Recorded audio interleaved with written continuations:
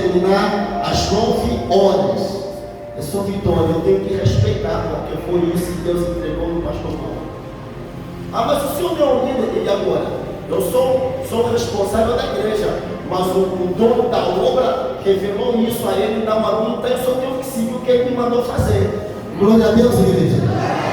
Eu só tenho que seguir o que ele me mandou fazer. Ele disse: olha, falou assim, olha, presta atenção, ainda tem outra parte. Eu sou eu disse: o quê? Ainda tem outra parte. Eu disse: tá bom. O Senhor é que manda. Glória a Deus, igreja. Mateus capítulo número 4, que faça acesso. A minha Bíblia está na página 1182. Versículo 1. Nós vamos pular versículos, porque nós vamos chegar a ter o versículo-chave, que na qual nós vamos começar no versículo 16. O chave. Mas eu quero ler o versículo 1 e o versículo 2 e o 3 e o 4 também. E você vai entender que o simples fato de eu e você sermos de Deus, sermos da fé, nós não estamos ausentes de ser tentado, porque o mal ele veio para tentar todos os seres humanos. Eu e você que temos que ser fortes para resistir toda a tentação. Agora não pense a senhora ou o senhor que quando você faz as coisas de Deus direito, obedece o altar, quando você tem um comprometimento com Deus no altar e você dá passar por uma injustiça, por uma prova ou por uma tentação, não pense você que você está em pecado. Não, eu estou em pecado porque o diabo falou comigo. O diabo fala com todo mundo. Ele falou com Jesus? Não falou com Jesus? Então, o diabo falou com Jesus porque Jesus estava em pecado. Não. O diabo fala com todo mundo. Ele, quando vem falar, ele vem com opiniões, ele vem com sugestões, ele vem sugestionar coisas, ideias na cabeça da pessoa. Nós é que temos que estar firme na fé para não cairmos na cilada de Satanás, para não cairmos na armadilha de quem? De Satanás. Por exemplo, as pessoas que no começo estão na fé, no princípio estão firmes, e de repente essas pessoas desistem da fé. São pessoas que foram sugestionadas pelo Satanás. O diabo sugeriu: olha, não adianta, você já está muito tempo na igreja e a tua vida continua do mesmo jeito. Olha, até se você dá uma olhada antes de você se entregar e agora que você se entregou, parece até que você tinha mais paz, mais alegria antes do que agora. Você é opinião vazia de Satanás. Sons vazios de espírito é que caem na conversa fiada de quem? De Satanás. Porque aqueles que estão cheios do Espírito Santo, o Satanás até pode sugerir, mas a pessoa não cai na sugestão do mal. Glória a Deus, igreja. E aqui a Bíblia confirma isso. Mateus capítulo 4, versículo de número 1, diz assim: olha só. Então foi conduzido Jesus pelo Espírito aonde? Ao deserto para ser o quê? Tentado. Não é assim? O 2. E tendo jejuado 40 dias e 40 noites, depois teve o quê? Fome. Quem está de jejum, mais uma vez eu pergunto? Você está de jejum? Então, quando a pessoa sai do jejum, qual é o normal de um ser humano depois de sair do jejum? É ter fome, é sentir fome. E quando você sente fome, então a vontade que você tem é de comer. Não é assim, pessoal? Então Jesus foi conduzido ao deserto. Depois de 40 dias e 40 noites, ele teve o quê? Então aqui está a mostrar que Jesus não era robocop. Aqui está a mostrar que Jesus não era perfeito. Jesus era humano, assim como eu e você somos humanos. Amém, igreja? Então Jesus sentiu o que eu e você sentimos depois do jejum. Jesus sentiu. Só que quando ele sentiu isso, a primeira pessoa que chegou até a ele para trazer ou para opinar coisas foi a igreja. Foi o diabo. O diabo é muito rápido. Ele é rápido em aparecer. O diabo é rápido em aparecer. Só que a rapidez dele não traz a alegria que você tanto precisa. Ontem eu ouvi a testemunho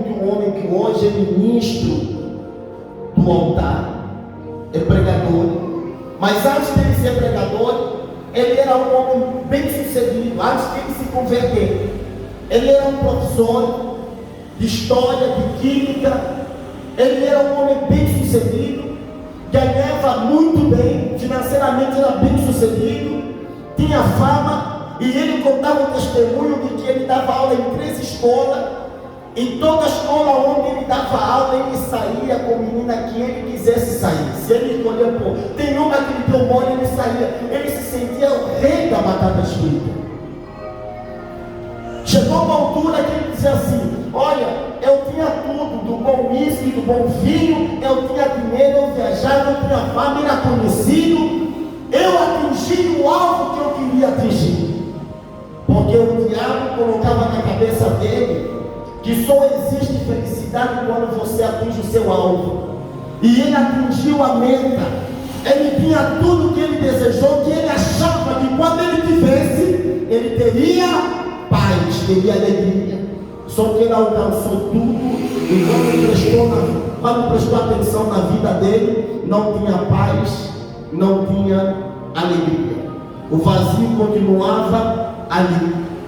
E ele dizia que chegou uma altura quando ele foi para um bar beber, depois de estar um pouquinho tomado com os colegas, os professores, passou também uma professora de química, só que essa professora era cristã.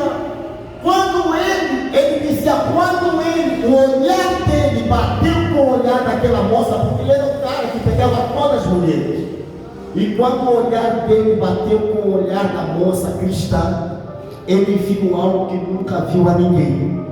Ele falava assim: eu vi algo que eu nunca cheguei a ver em nenhuma outra pessoa. E quando ele foi, quando a moça passou, ele perguntou: quem é essa mulher? Os colegas diziam assim: é colega nossa, mas ela é cristã, ela é da fé. E ele disse: ele foi para casa, mas o olhar daquela mulher não saía da onde? Da cabeça dele. E ele dizia, no fundo não era um olhar, era o que ele viu naquele olhar profundo daquela mulher. É aquilo que o pastor tem dito: quando você é de Deus, você não precisa abrir a boca para dizer que você é de Deus. Quando você é de Deus, quem olhar para você consegue ver o que não encontra em nenhuma outra pessoa que não tem compromisso com Deus da onde? Quem entende isso?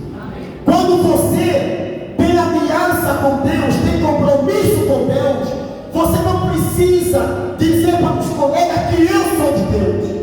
É só quem olhar para você já vai conseguir perceber que tem algo na tua vida que não vem da terra, vem da onde? Vem do alto. E Jesus tinha isso. Tinha e tem. Glória a Deus, igreja. Tinha e tem. E ele fez um desafio e disse assim: eu vou pegar essa colega. Só que ele, ao invés de pegar a colega é que ele pegou. Amém, pessoal? E ganhou ele para que a igreja? Para Jesus. De um pegador, de todas as mulheres, passou a ser um ministro da palavra de quem? Da palavra de Deus.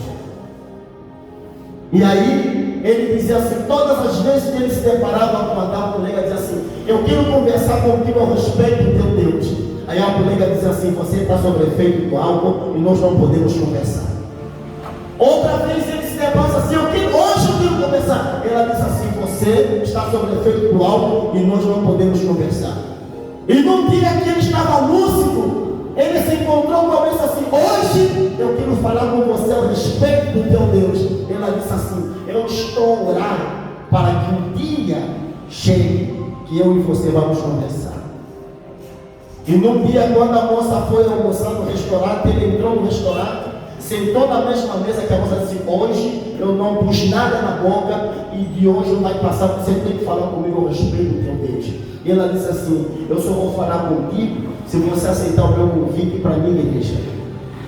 E ele disse assim: eu já fui na casa dos comadres, eu já fiz pacto com Satanás, eu já fiz muita coisa. Agora, ir na igreja, isso é bobeira, eu vou. Aceitou o convite. E no domingo ele foi para a igreja. Só que depois da reunião, ele conversou com a moça disse assim: o meu Deus já estava preparado o dia que eu e você temos que conversar. Quer dizer, no entendimento dele, é que todas as vezes que ele encontrasse a moça, era o momento oportuno para os dois terem uma conversa. Só que quem é de Deus tem tempo decretado pelo próprio Deus. Amém, igreja? Quem é de Deus tem que aprender a esperar o tempo de quem? O tempo de Deus. Você não pode estar focado somente no teu tempo, porque tem coisas que eu e você fizemos no nosso tempo que não dá o quê? Não dá certo. Mas quando nós aprendemos a fazer as coisas no tempo de Deus, a coisa faz o quê? A coisa funciona. Amém, pessoal? A coisa dá certo. Continuando, diz assim: olha só. E chegaram-se a ele o tentador